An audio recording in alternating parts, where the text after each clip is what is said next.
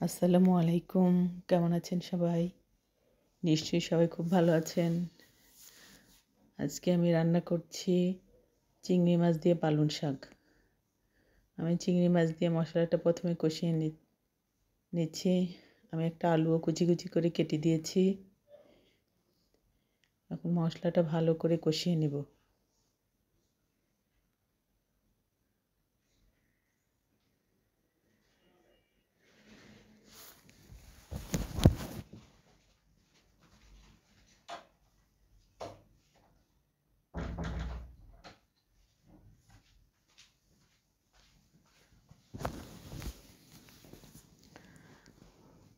উপরে তেল উঠে আসলে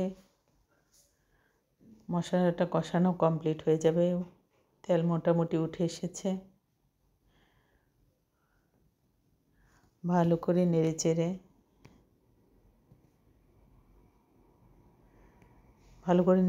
দেব।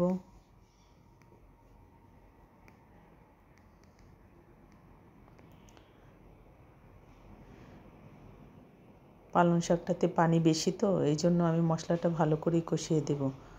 ভালো করে না কষালে শাকটা খেতে ভালো লাগবে না। এই শীতে পালং শাক খাওয়া অনেক উপকারী।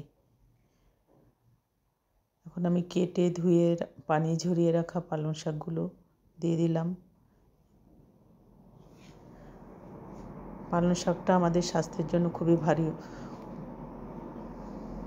উপকারী, ক্যালসিয়ামে ভরপুর।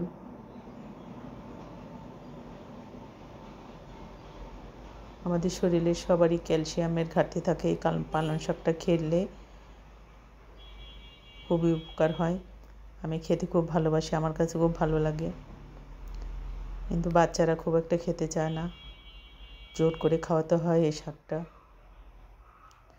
শাকগুলো দিয়ে আমি উল্টে পাল্টে দিব। সব জায়গায় যেন মশলা ভালো করে লাগে, কারণ পালং শাকে প্রচুর পরিমাণে পানি ওঠে।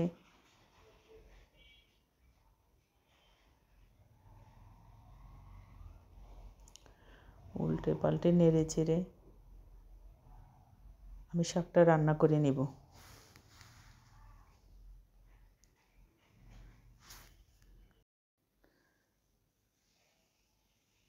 পালং শাকটা মোটামুটি পানি বেরিয়েছে, কারণ আমি অনেকক্ষণ ধুয়ে ঝরিয়ে রেখেছিলাম যাতে বাড়তি পানি না থাকে। তারপর শাক থেকে পানি বেরিয়েছে। আমি মাঝখানে শাকটা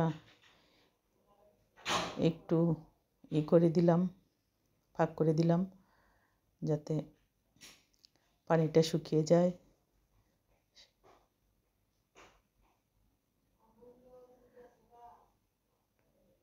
ভালো করে রান্না করে এই যে সার্ভিং ডিশে ঢেলে নিলাম। শাকটা খেতে অসাধারণ লাগে। সবাই তো রান্না করে খান। পুষ্টিগুণে ভরপুর শীতকালীন পালং শাক। সবাই বেশি বেশি খাবেন। আমার কাছে শাকটা খেতে খুব ভালো লাগে। খুব উপকারী শাক, ক্যালসিয়ামে ভরপুর। সবাই ভালো থাকবেন, সুস্থ থাকবেন। আল্লাহ হাফেজ।